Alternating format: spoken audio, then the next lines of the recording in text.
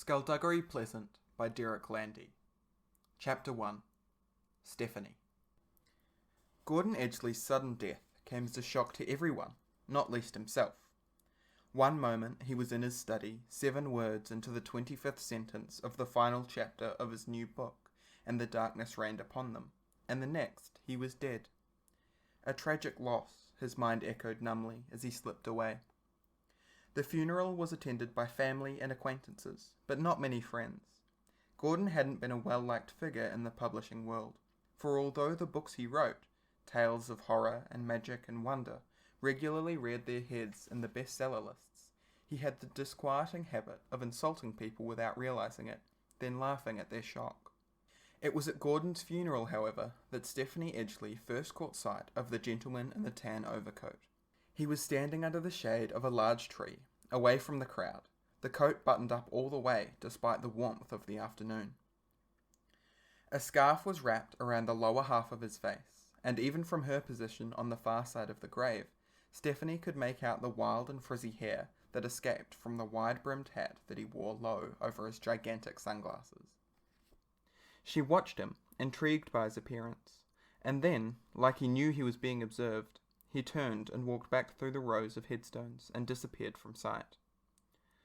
After the service, Stephanie and her parents travelled back to her dead uncle's house, over a humpbacked bridge and along a narrow road that carved its way through thick woodland.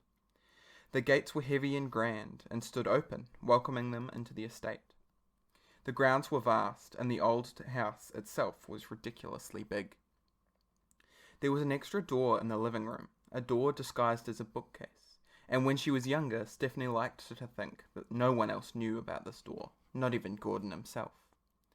It was a secret passageway, like in the stories she'd read, and she'd make up adventures about haunted houses and smuggled treasure. This secret passageway would always be her escape route, and the imaginary villains in these adventures would be dumbfounded by her sudden and mysterious disappearance. But now this door, this secret passageway, stood open, and there was a steady stream of people through it, and she was saddened that this little piece of magic had been taken from her. Tea was served, and drinks were poured, and little sandwiches were passed around on silver trays, and Stephanie watched the mourners casually appraise their surroundings. The major topic of hushed conversation was the will. Gordon wasn't a man who inspired or even demonstrated any great affection, so no one could predict who would inherit his substantial fortune. Stephanie could see the greed seep into the watery eyes of her father's older brother, a horrible little man called Fergus, as he nodded sadly and spoke somberly and pocketed the silverware when he thought no one was looking. Fergus's wife was a thoroughly dislikable, sharp-featured woman named Beryl. She drifted through the crowd deep in unconvincing grief, prying for gossip and digging for scandal. Her daughters did their best to ignore Stephanie.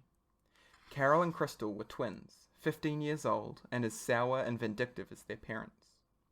Whereas Stephanie was dark-haired, tall, slim, and strong, they were bottle-blonde, stumpy, and dressed in clothes that made them bulge in all the wrong places.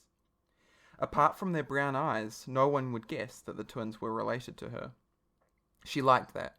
It was the only thing about them that she liked. She left them to their petty glares and snide whispers and went for a walk. The corridors of her uncle's house were long and lined with paintings. The floor beneath Stephanie's feet was wooden, polished to a gleam, and the house smelled of age. Not musty exactly, but experienced.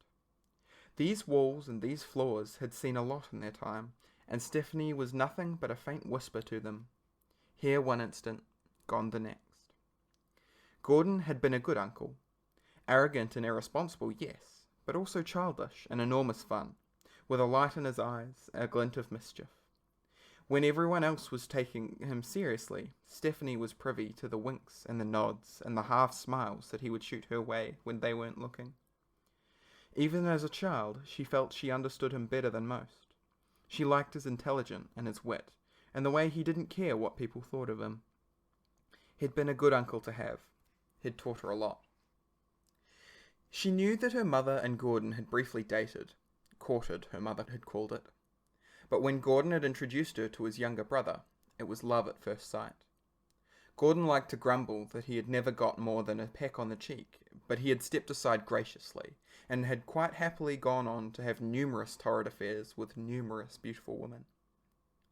He used to say that it had almost been a fair trade, but that he suspected he had lost. Stephanie climbed the staircase, pushed open the door to Gordon's study, and stepped inside. The walls were filled with the framed covers from his bestsellers and shared space with all manner of awards. One entire wall was made up of shelves jammed with books. There were biographies and historical novels and science texts and psychology tomes, and there were battered little paperbacks stuck in between. A lower shelf had magazines, literary reviews, and quarterlies. Stephanie passed the shelves which housed the first editions of Gordon's novels and approached the desk.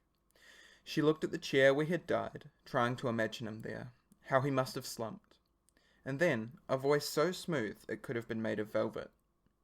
At least he died doing what he loved.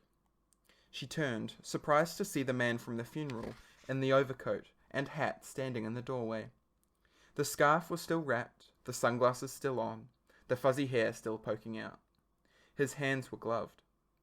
"Yes," Stephanie said, because she couldn't think of anything else to say. "At least there's that." "You're one of his nieces, then?" the man asked. "You're not stealing anything, you're not breaking anything, so I'd guess you're Stephanie." She nodded and took the opportunity to look at him more closely. She couldn't see even the tiniest bit of his face beneath the scarf and sunglasses. "Were you a friend of his?" she asked. He was tall, this man, tall and thin, though his coat made it difficult to judge. "I was," he answered with a move of his head. This slight movement made her realize that the rest of his body was unnaturally still.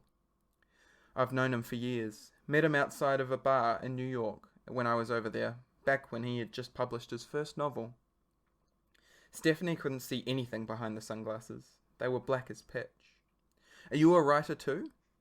"Me? No, I wouldn't know where to start. But I got to live out my writer fantasies through Gordon." "You had writer fantasies?" "Doesn't everyone?" "I don't know. I don't think so." "Oh, then that would make me kind of odd, wouldn't it?" "Well," Stephanie answered, "it would help. Gordon used to talk about you all the time, boast about his little niece. He was an individual of character, your uncle. It seems that you are too." "You say that like you know me." "Strong-willed, intelligent, sharp-tongued, doesn't suffer fools gladly. Remind you of anyone?" "Yes, Gordon." "Interesting," said the man, "because those are the exact words he used to describe you." His gloved fingers dipped into his waistcoat and brought out an ornate pocket watch on a delicate gold chain. "Good luck in whatever you decide to do with your life." "Thank you," Stephanie said, a little dumbly. "You too." She felt the man smile, though she could see no mouth, and he turned from the doorway and left her there. Stephanie found she couldn't take her eyes off where he had been. Who was he? She hadn't even got his name. She crossed over to the door and stepped out, wondering how he had vanished from sight so quickly. She hurried down the stairs and reached the large hall without seeing him. She opened the front door just as a big black car turned out onto the road. She watched him drive away, stayed there for a few moments, then reluctantly rejoined her extended family in the living room, just in time to see Fergus slip a silver ashtray into his breast pocket.